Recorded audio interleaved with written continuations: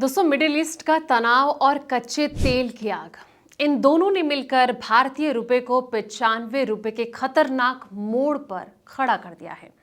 साल 2026 की ये सबसे बड़ी करेंसी गिरावट भारत के करंट अकाउंट डेफिशिएट के लिए खतरे की घंटी है। क्या आरबीआई इस गिरावट को रोकने के लिए कोई बड़ा कदम उठाएगी या फिर डॉलर की ये जो दौड़ है अभी और जारी रहेगी? तो आइए जानते हैं क्या कहते हैं बाजार के बड़े दिग्गज और ऐसे में आपके निवेश की रणनीति क्या होनी चाहिए, कहां पर आपको दाव लगाना चाहिए। तो इसलिए वीडियो को एंड तक जरूर देखें। दोस्तों नमस्कार, मैं हूं आपके साथ संध्या बिष्ट और आप देख रहे हैं द इकोनॉमिक टाइम्स हिंदी।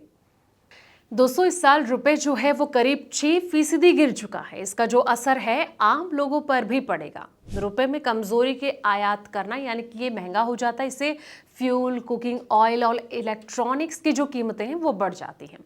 इसका जो असर है हर परिवार पर भी पड़ता है, यानी कि उनकी जो बजट है उस पर सबसे ज़्यादा इम्पैक्ट पड़ता है।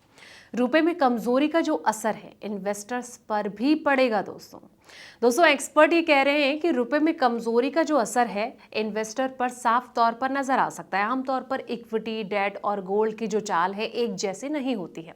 खास करके करेंसी में कमजोरी के बीच गोल्ड को हेजिंग का प्रमुख जरिया माना जाता है।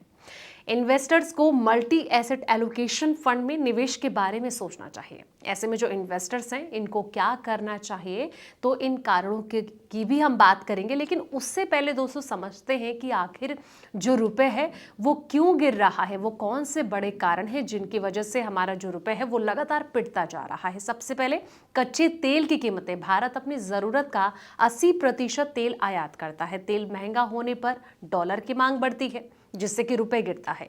अगला जो कारण है वो एफआईआई की निकासी, यानी कि विदेशी निवेशक जो हैं भारतीय बाजार से पैसा निकालकर अमेरिकी बाजार में लगा रहे हैं क्योंकि वहां पर ब्याज दरें जो हैं वो आकर्षक हैं। अगला जो कारण है वो है डॉलर इंडेक्स की मजबूती। दोस्तों वैश्विक अनिश्चितता के कारण दुनिया भर के जो निवेशक हैं सुरक्षित निवेश के लिए डॉलर की ओर भाग रहे हैं। तो ये वो बड़े कारण हैं जिनका इम्पैक्ट पड़ रहा है। अब आते हैं उस सवाल पर, यानी कि इन्वेस्टर्स को क्या करना चाहिए। दोस्तों एक्सपर्ट ये कह रहे हैं कि रेशियो में पैसा लगाने वाले जो निवेशक हैं इनको अपने पोर्टफोलियो में उन कंपनियों को शामिल करना चाहिए जिनसे कि रेवेन्यू में एक्सपोर्ट की ज्यादा हिस्सेदारी है। डेट में निवेश में निवेशकों को कम ड्यूरेशन वाले या फिर हाई जो क्वालिटी फंड्स हैं इन पर फोकस करना चाहिए। इससे जो है इंटरेस्ट रेट से जुड़े जो रिस्क हैं इनको मैनेज करने में मदद मिल सकती है।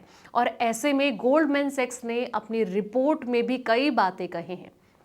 चलिए अब उन बातों को समझते हैं। दोस्तों एक्सपर्ट का ये कहना है कि सबसे जरूरी निवेशकों को निवेश में अनुशासन बनाए रखना है। खास करके एसआईपी से निवेश करने वाले जो इन्वेस्टर्स हैं इनको सिप को रोकना नहीं चाहिए। स्टॉक मार्केट और करेंसी में उतार चढ़ाव की जो साइकिल है वो चलती रहती है। मुश्किल समय में निवेश रोकने वाले जो इन्वेस्टर्स हैं वो लंबी अवधि में बड़ा वेल्थ क्रिएट करने का मौका वो चूक जाते हैं। तो ऐसे में आपको लॉन्ग टर्म के लिए कहीं ना कहीं इन्वेस्टेड रहना चाहिए जिससे कि आपको आने वाले वक्त में फ़ायदा मिल सके। लेकिन अब देखने वाली बात यह है कि जिस तरीके से भारतीय रुपए गर्त में जा रहा है दोस्तों, आपको क्या लग रहा है कि इसी तरीके से अगर डॉलर मजबूत रहा तो रुपए आखिर कहाँ तक पहुँच सकता है? इससे कितना ज़्यादा इम्पैक्ट आपके जेब पर पड़ेगा? कमेंट सेक्शन में अपनी राय ज़रूर दें। फिलहाल इस रिपोर्ट में इतना ही। ऐसे तमाम अपडेट्स के लिए आप देखते रहें द इकोनॉमिक टाइम्स हिंदी।